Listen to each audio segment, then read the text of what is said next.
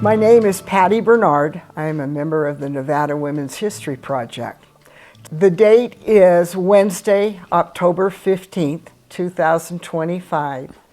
We are in Reno, Nevada, and we are talking with Barbara Weinberg, who is a civic activist in the very real sense of the word. And this interview is brought to us by the Estelle J. Kelsey Foundation.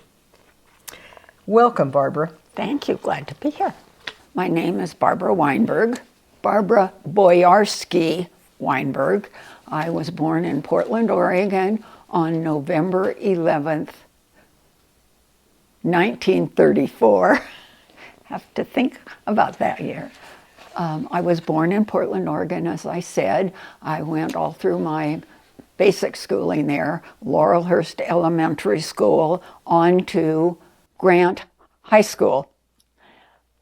No middle school in those years when I was growing up. Family, very active politically, civically. My mother, I did follow in her footsteps. My father, a businessman. We owned a furniture store, but he was my he was my Sunday activity. Mother got Sundays off. Dad took my sister. I have one sister that's 2 years older than I am, so my father would take my sister and I to the synagogue for Sunday school, and then he would pick us up, and he would go play handball. Then he would pick us up after religious school, and we would go to the delicatessen. And we would go to the delicatessen, and we would always buy bagels and dill pickles. So that was, and Mother got Sundays off. So that was my growing up, a happy family, busy family. Then 12 years after I was born, my other sister surprised Mother and Father and came along. And I said to my mother when she told me she was pregnant, "Does Daddy know?" She did promise that Daddy knew. I had a lovely life growing up. Spent my every summer at Seaside, Oregon. That is the closest beach to Portland. And my personal experience with Seaside in 1942, my grandparents took me to Seaside, Oregon for a weekend with them and ended up buying 2 little houses. Those 2 houses are still in the family. My daughter, who now lives in Seaside, Oregon, has her own house, but other cousins still have those 2 little houses that I helped my grandparents buy in 1942. And we definitely want to know what the names of your parents were. Oh, my mother was Molly Leviton Boyarski, and my father was Joseph Boyarski. My mother was born in Russia, and it was early 1900s, and many, many Jewish families were leaving Russia at that point. Her father left Russia, leaving a pregnant wife, and about 3 years later, when he had sufficient money to send for wife and daughter, they came to the United States, and they came into the United States not through Ellis Island, but now Galveston, Texas was a receiving port for foreigners. No longer is, because there was some big natural event that totally destroyed that port. So now everybody comes in, I guess, many different places in the United States at this point. But nevertheless, my grandfather had gotten to Lincoln, Nebraska. Somehow, don't know much about that one. He had been and my mother and my grandmother then came in 3 years later at Galveston and got themselves up to Lincoln, Nebraska. In Lincoln, Nebraska, the word was, Portland, Oregon streets are paved with gold, i.e., no problem finding work. And many of certainly the Russian men, families that had come, had been peddlers. So my mother and grandmother arrived in Lincoln. They headed to Portland, Oregon, and along with many other families became peddlers, peddling furniture kind of things. And then my grandfather opened a furniture store, Portland, Oregon. And it became the B&L Boyarski, my father's name, Leviton, my mother's maiden name. If that's not a typical immigrant story, I don't know what is. Describe Portland as you were growing up. It's certainly different now. Yeah, but I have to say, you don't kind of recognize the differences when I get there, because have lots of family there. I get there at least once a year. Just was a growing community. I did lots of bicycle riding as a young person because it was so safe. It was not something you had to worry about. Portland always had a fabulous bus service. So no matter where you lived, within 3 blocks, there was a bus stop near your home. So driving wasn't as critical as it is now. You'd just walk to the bus stop and you'd go downtown, or you'd go wherever. Did you live in an ethnic area? In other words, No, Portland did not have, no, actually, that's not fair to say. In the early years, when Jewish families were coming there, they generally lived in what's called South Portland. There were the old Orthodox synagogues there. But then, in general, I think the young people began saying, no, I don't want to live in this kind of narrow area anymore. Well, my mother persuaded her family very quickly that we should leave South Portland, go across the Willamette River to the east side. South Portland was west side, and my mother convinced her parents to move over to East Portland. Were you a good student? Pardon? Were you a good student? Oh, yeah. That was an essential, because education was a critical issue, and you had to get yourself into college. And that was something you knew from the time you were a child, or at least in my family. And what were your interests? Well, initially, I have to say, I graduated from high school very young. I was only 16. My mother was a nurse, and so, of course, what was I going to do? I was going to become a nurse. Well, she had gone to a nursing school out Mount Zion Hospital in San Francisco, but they would not take 16-year-olds. Well, if I couldn't go as a 16-year-old, skip that nursing, that was out of the picture. And I went to, my father had grown up in Oakland, California, ended up there after the San Francisco earthquake. Family moved from San Francisco to Oakland. So my sister went to Berkeley 2 years later.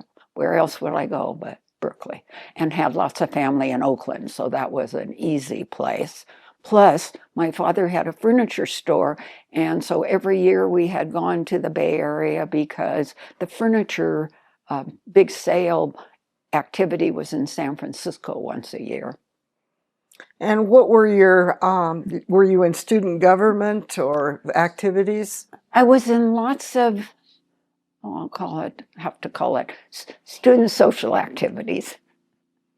I was a member of a Jewish group called Sub Deb, and a everything group called Perret.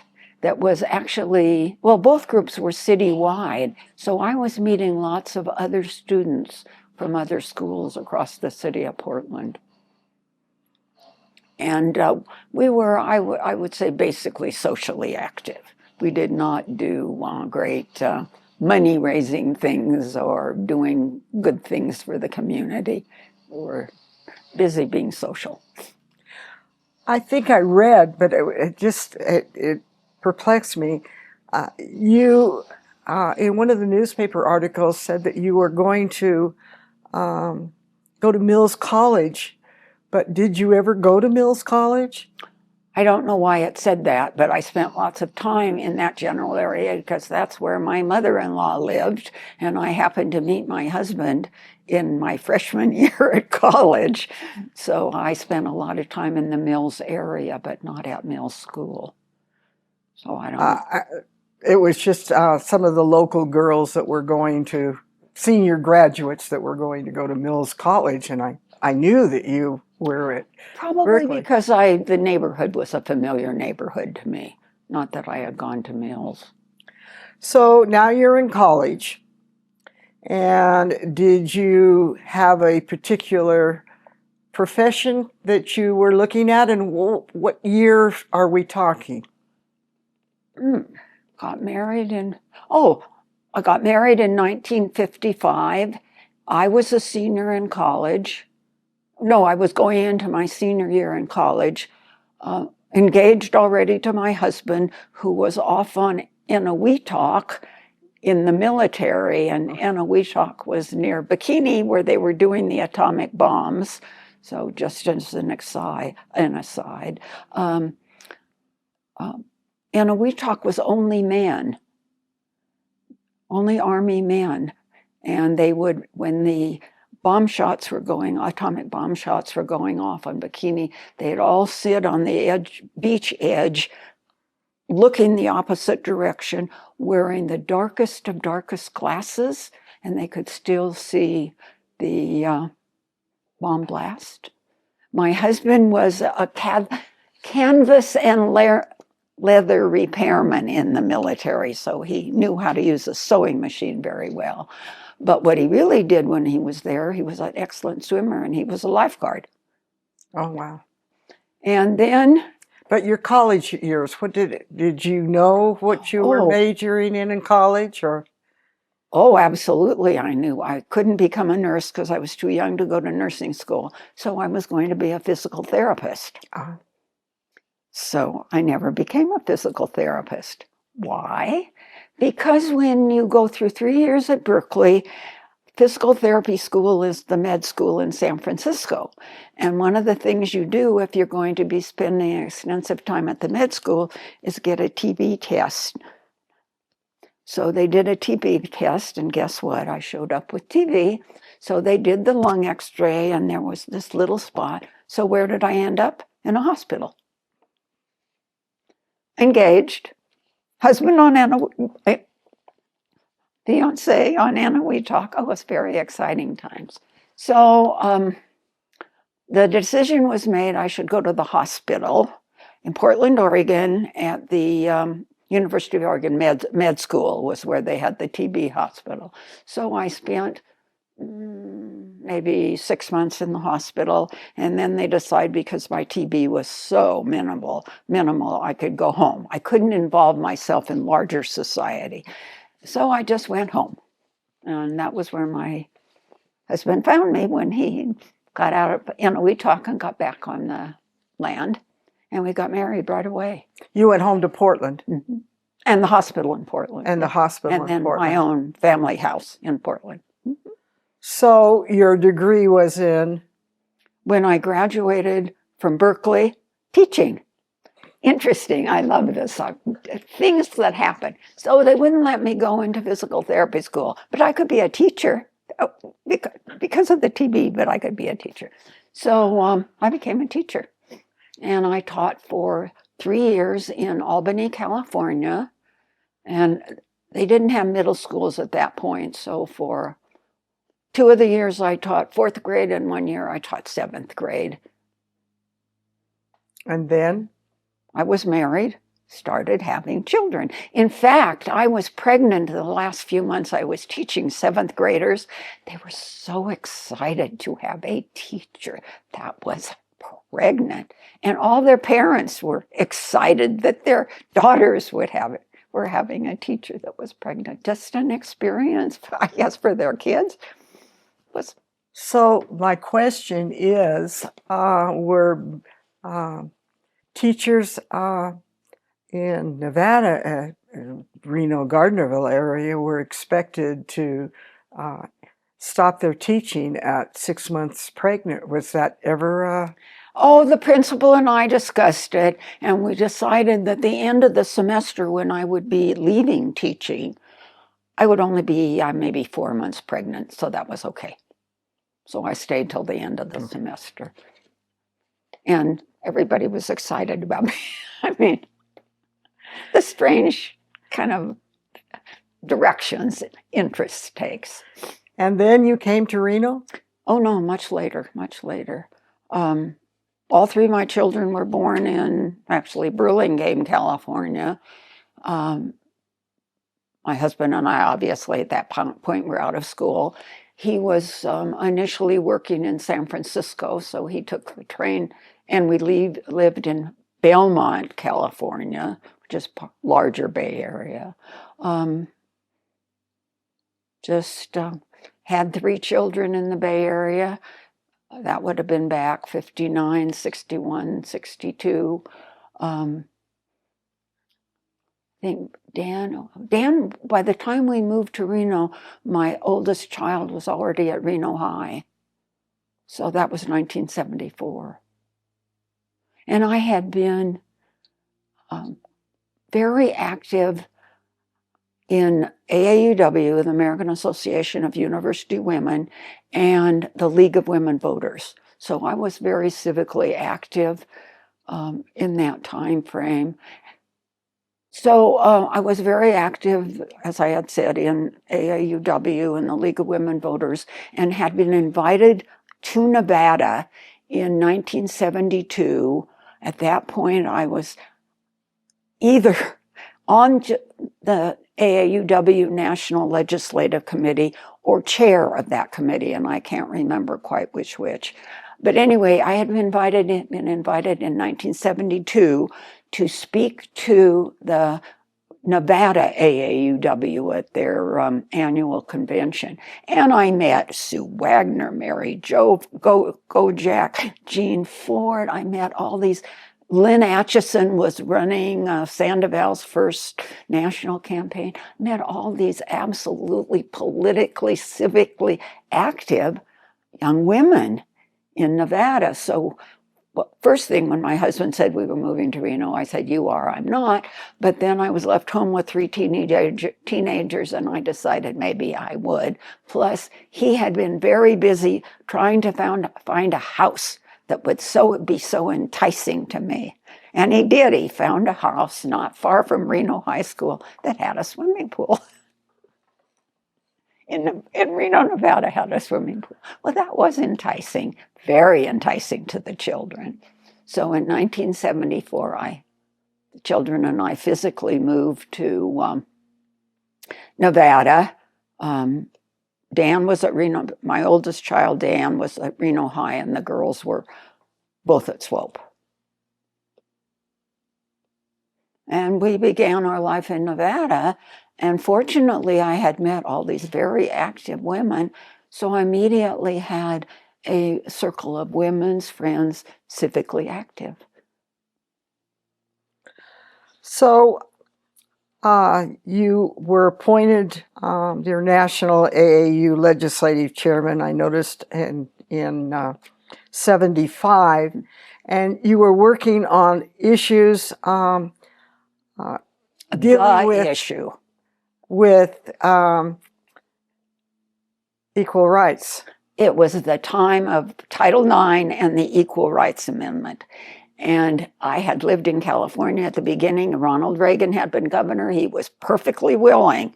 Oh, well, I got to Nevada, and we had some very strong opponents to passage of the Equal Rights Amendment. Never in those early years accomplished getting it passed, interestingly. But I have to say, for me, it was a time where I continued to meet all these very active women in issues that were of great interest to me.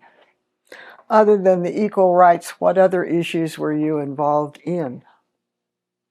That was the heaviest issue. That was really my housing issue. Or any of the... I was active kind of on the side, but it had repercussions with rent control. That was involved with some very anti-rent control issues.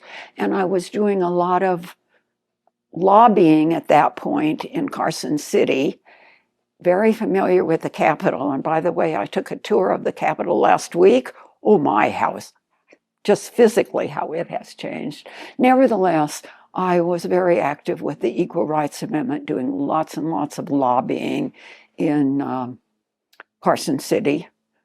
And two attorneys noticed that I talked to men very, very easily. Interestingly, you may recognize the names, Peter Echeverria and Al Osborne, and they just thought I would be a fabulous investigator. So because of my lobbying for the Equal Rights Amendment, they're seeing me in Operation Lobbying. I was recruited as an investigator for Echeverria and Osborne law firm. And what did that entail? Oh, lots of interviewing. I would, among other things, they sent me to a handwriting class so I could look at the handwriting of all people that were potential on juries, because they were a very active trial firm for both plaintiff and opposition. It was kind of an interesting law firm. So they thought I could do a really good job interviewing. And that's what I did. At one point, I even was sent to Ely because a man had been badly hurt in an accident at one of the mines out there. And so I was interviewing all these big truck drivers. I mean, it was an extraordinarily interesting life, interviewing people. Tell me, what did you learn from handwriting? Minimal, but how did they feel that was critical? They felt that there was a potential there, because I was looking at their handwriting, and now you couldn't get anything out of anybody's handwriting, but you could then, because people were generally Palmer method. There was a lot of similarity where you would see the same kind of curvature, but strength of writing or kind of scribble writing. And so, you would identify, if they were scribbling, they were kind of a busy, whatever kind of a person. If it was they were artistic. I don't know what you really got out of it. You got more out of going to the jury interviews and listening to them being interviewed. And that was, I think, much more helpful than. And you did that? Did that, yeah, I would go. And then at the end of the kind of interview period, I give my opinions to either Peter or Al about which people might be juries leaning our direction rather than jurists leaning our direction rather than quite anti.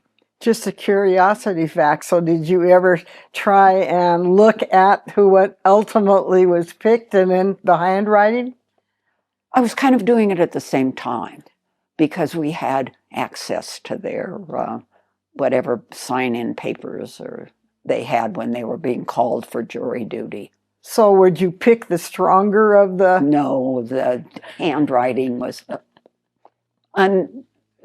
aside. Oh, but what they said was quite significant. You bet. And you remained in that position for? I must have worked for them for, 3, 4, 5 years, and then went off to run Sue's. Yeah, then I think shortly after I left, I ran Sue's. Was it her assembly? Now I can't remember. Assembly campaign, Senate campaign. Can't remember which at this point. I saw the Legislative Action, Education, and Action Forum that you were on. But that was 10 minutes ago. I don't remember. Really? Okay. You don't? Do not remember that at all. Okay. I don't remember a lot of things. That's okay. That's okay. Then I'm just going to take you then to you started working on Sue's campaign. started working on Sue's campaign. I'm trying to remember. No, her first campaign I worked on, must have been Assembly, but it was, so by the time she was moving into the Senate, somebody else was running her campaigns. That was when she had that terrible airplane crash. I know that you attended, I believe it was in 1978 at the National Women's Conference in Houston. It was a fabulous experience. In the thousands, women were there from all over the country. I went representing AAUW, and the issues, Equal Rights Amendment, Title IX, women's issues were very much obviously on the agenda. But I will admit, my most exciting part of the whole attendance at the women's conference was riding in a taxi cab back to the airport with Gloria Steinem. She and I together in the taxi cab. Is that naughty? That's heaven. It was a wonderful experience, just because here is this famous woman she was there. Betty Friedan was there. Ann Richards was the governor of Texas at that point. The nationally famous, important women were all there. And then I concluded the event riding to in the taxi cab with Gloria Steinem, and she and I totally coincidentally, and talked about how wonderful the event had been. And what did you bring back to Nevada then from that conference?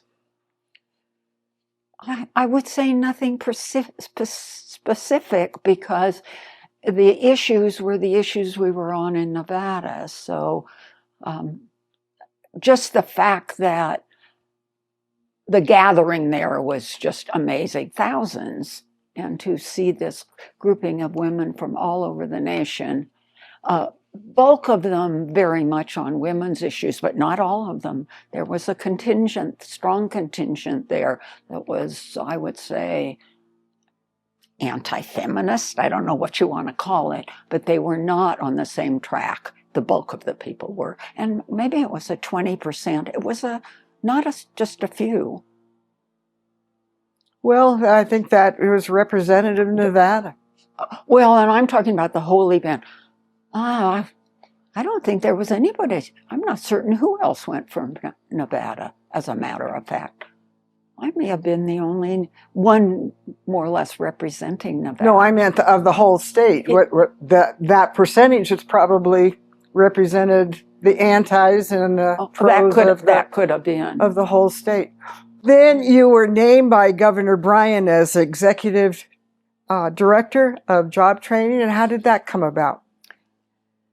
Let's see. Number one, you have to know Marlene Lockhart. Who is? Well, she was Governor Bryan's chief of staff at that point. And she had been involved with a lot of the issues I was involved with, and campaigns, because she worked for James Joyce at that point, or had worked for James Joyce, so that... Who was really... He was a very strong, knowledgeable public person in Nevada, very, very involved in issues, I wouldn't say campaign politics, politicians, it was really issues. Was he a lobbyist? He was not a lobbyist. Was he was he a journalist? He wrote, it seems to me he wrote a lot.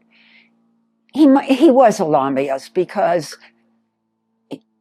that's where I met him, was lobbying in Carson City for the Equal Rights Amendment and issues that he was involved issues that he was involved in. And he probably told Marlene that I could talk to men. And the person who had that, and that office at that point was directly in the governor's office. So state job training office was a part of the governor's office when he appointed me. It turned out, as the years went by, the state departmentalized, and a Department of Employment, Training, and Rehab was started. And so it was taken out of the governor's office. It was part of DETR, Department of Employment, Training, and Rehab, and I was obviously the training part.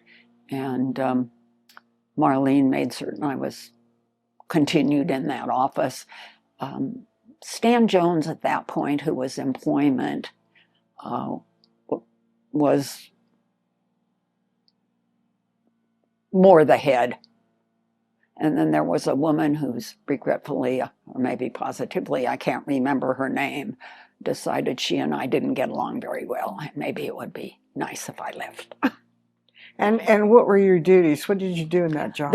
The state job training office was the recipient of all of the training money that came in from the U.S. Department of Labor. And we got the money in the state job training office, and we allocated the money. In Northern Nevada, it was given to an organization called Join Job Opportunities in Nevada. And at that point, I think Tina Nappy was the director. In Southern Nevada, it was given to a group called NBS, Nevada Business Services, that had a director that got into a lot of trouble, and whose name I do not remember. With the money or with people? With the money. Using the money for personal uses, a variety of things that got him in lots of trouble. So obviously there's 400 miles here. Were you responsible for both? When I became state job training office, I was responsible for both. When I was state job training office, I was responsible for both, statewide. And Join then, what did it? Join's mission was to train people for employment or find them employment. And there's still, I'm trying to remember if there's still a Join, or it's all under the state office now. I'm not. So it was not affiliated with Job Corps? Not at all. Had nothing to do with that. Job Corps was that more? No, that was interesting. I've never thought of that. A totally different direction, because Job Corps involved living on a base, not a military base, right, but a job training base. And ours was up, the job training office was up northern Nevada, northern Washoe County, is my recollection. But I had nothing to do with it, so. So you just allocated the money to Nevada and made sure that Nevada Business Services, which was Southern Nevada, and Join Job Opportunities in Nevada, which was North. And we were to make certain that money was properly spent. And you were in that position for how long? Asking me questions I don't quite remember. A lot of years, 13 years, I think. I retired from the state job training office in, I think, 1996. Mm. So let's go back to then. Did you do anything in between there? That was mainly your retirement from paid work. From the pay book. That's personally way to. Yeah, and fortunately, my husband was still alive. He regretfully passed away in 1998, And we just had a lovely 2 years where neither of us were working. So let's go back to Sue Wagner. You became her campaign manager. I worked in her campaigns, and she was a good friend. I'd met her before I even moved to Nevada physically. We were very good friends and became her campaign manager for one of her assembly campaigns. And she won, and that was nice. So were you still active then in community affairs? I was, yeah, but it became really Nevada Women's Fund. Everything Lynn Atchison did, she invited me to join her. So I had all kinds of interesting activities. So my civic, civically, I was on the Washoe County Commission. Oh shoot, I'm missing a word out of that.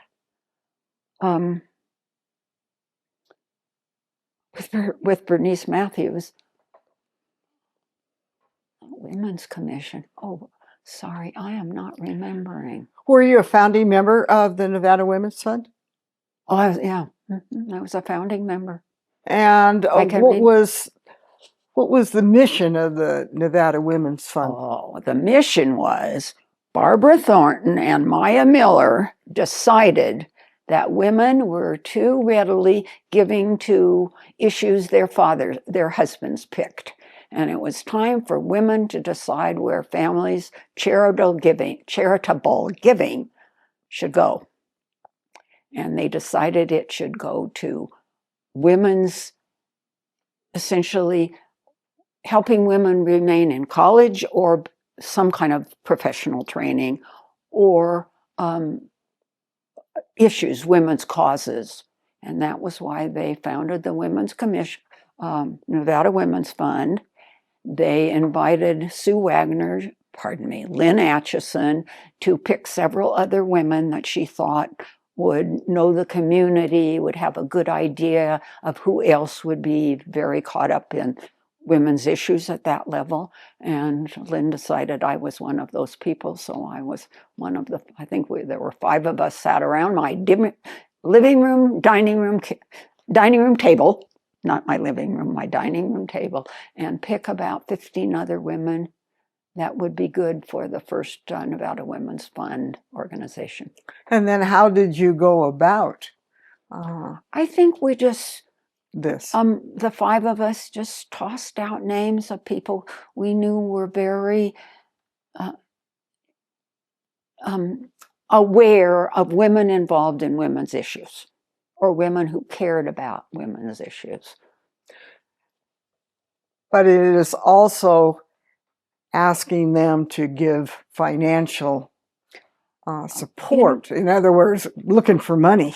Yeah, but we weren't necessarily picking them because they could give. We picked them because they would, but they also would be very aware of the best places to give money and other people who would know how to raise money. Did you fundraise? Not to the extent they're doing now, but absolutely, because that was the issue, was to raise money for women's causes and women to remain or go back to some kind of schooling, professional training. And then how did you pick these young women or older women? People we knew were involved in those issues.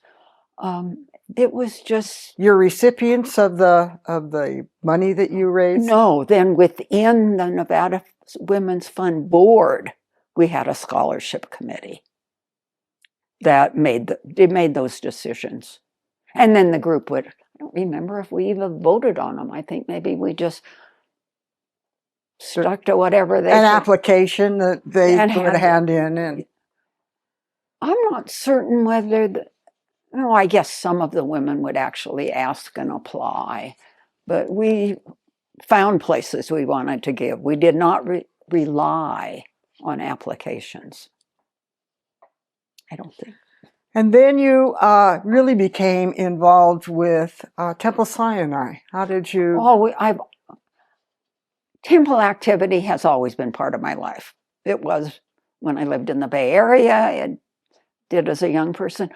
I grew up in Portland, Oregon, in a congregation, Beth Israel. That congregation had been founded in the 1800s. And if you go to Portland, Oregon, their building is absolutely exquisite, still is. It was a Reformed congregation, did not do, bar mitzvah was not even done in our congregation. And bat mitzvah, women, wasn't even a known quantity. So we had confirmation, and I was very involved with my Sunday school, the confirmation program. And I still go to the temple every Friday night, generally with Rabbi Myra Seufer, who now is in Mexico, but she is coming back home. Anyway, there is a prayer that we say every Friday night in the service. That was the prayer that I said from the pulpit on my confirmation. And it's just a really lovely thing to read that prayer every Friday night and remember that was what I spoke in this huge sanctuary at my confirmation when I was 13 years old. So when you came to Reno in 1972, I believe, there was Temple Sinai and there was Temple Emmanuel. And Chabad. Pardon? And Chabad. So you had Orthodox Chabad, not necessarily all Orthodox, but much more so Orthodox Judaism, Temple Emmanuel, conservative congregation, and Temple Sinai, the Reformed congregation. So all of those were in Reno at that point? Mm-hmm. And had been for quite a number. Temple Sinai and Temple Emmanuel were a single congregation. Their synagogue was right downtown.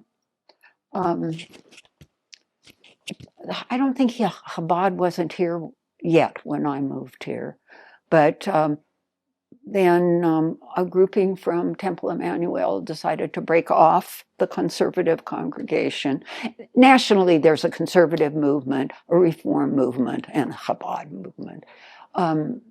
Anyway, so the Temple Sinai membership broke off from, by the time I moved here, had already broken off. And I had grown up in a Reformed congregation, so there was no... Actually, I shouldn't say that. I did start at Emmanuel because they had a rabbi and a Sunday school. And Temple Sinai was brand new and had student rabbis that came. So we started out and this goes with my background, started out at Temple Emmanuel, and the children were already in religious school. Dan was past that because he'd had his bar mitzvah. And I was very involved with the Equal Rights Amendment, and the rabbi asked my daughter to write the class or whatever, to write an essay about God. And my daughter referred to God as a she, and that was unacceptable to him. So we joined Temple Sinai. So what offices have you, I assume, kind of gone through, or groups in the temple life? Oh, I was president in the 2000 to 2003, something like that.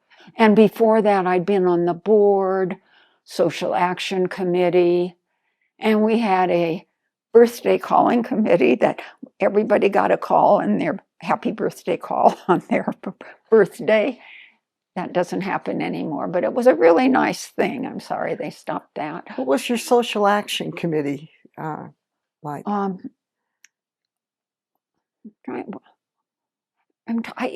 have to say, I can't quite remember what at that point we're doing, but now very involved with the Eddy House, Our Place. Interestingly, I'm not. So social issues in very in much the city. Community social issues. Mm-hmm. Very definitely.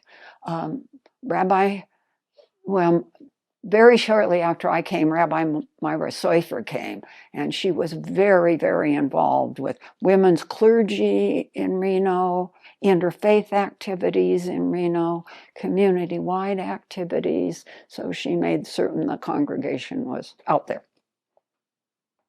And then I do know that your husband, because I have been in the synagogue quite often, it really did a fabulous job, and you helped with the sanctuary. I would say my husband and I were dog. When my husband was a fabulous woodworker. If you come to my house, you'll see. He did a lot of children's toys, and we have no grandchildren, interestingly. But all my friends have their children's toys. Now it's their great-grandchildren that are playing with. I was at Lynn Atchison's yesterday, and there was a toy that Harry made right in the living room. Now it's your great-grandchildren. Nevertheless, he made lots of toys, lots of beautiful bowls, beautiful, beautiful bowls, and other kinds of things. But he did redo all the woodwork in the sanctuary at Temple Sinai. That woodwork and all that has been remodeled, but the ark where the Torah is held, he did the doors, and he asked Myra what we should do, Seufer, what we should do as door handles, and the door handles have 2 Hebrew words on them, and those words say witness, and when you open that door, I think we have 4 Torahs and a baby Torah that are all in there. He did a lot of things that are still in the sanctuary, plus a clock that's still on the wall there, which makes me laugh every time I look at the time there. And you did some recovery. Oh, he made 2 chairs that are on the bima, the pulpit, and I did the upholstery on the 2 chairs. My contribution. But I'll go back to the dog. We had a beautiful 3-legged, red-haired Doberman dog named Bo, B-E-A-U. And whenever Harry was up at the synagogue, Bo was with him. And we have a congregant, regretfully since passed away, who was a portrait doer. And so I have a portrait, it's about this big, of the dog on the wall in my house. Plus, when you open my computer, guess who's there? The dog sitting on the couch. Not the child, that's the dog. Not any of the children, the dog. So, what kind of, you led a very full life. What contributions do you hold as the greatest that you have done to your community? The greatest. Well, absolutely. Women's issues, the equal rights, Title IX. I was very, very involved in activity related to women and legislation, because I would say the early 70s, women became really conscious of the fact that they did not have equal rights, that there was a whole lot of money that was spent elsewhere that could have been spent on women's issues. I mean, I really think that was it. It was the funding for things that went on were very male-directed, both in where the money went and what the subject matter was. And not as many women worked at that point, so women's activity tended to be League of Women Voters, women that wanted to be social activity, other than if they were, active in their hospital, their church, or whatever. It was AAUW, American Association of University Women, and League of Women Voters. And that was where you were seeing women out there speaking up for the larger community. And that is where I spent my energy. Did you have any mentors or folks that you looked up to? No, specifically, I'd say my mother. My mother was very community active. That was a thing you did. Just no questions. You were involved in the community, and that was enough for me to say, okay, what part of the community do I want to be active? And the two, or maybe it was the two I noticed. The two I noticed that were noticeably community active, that was their essentially subject matter, were AAUW and League. So that's where my energies went. You obviously were a driven woman, or that you certainly were active. Where do you think this came from in your personality? Oh, I would say it was seeing my mother do that with such pleasure. So it was pretty much That it was a good, positive thing to do. And my husband was very supportive.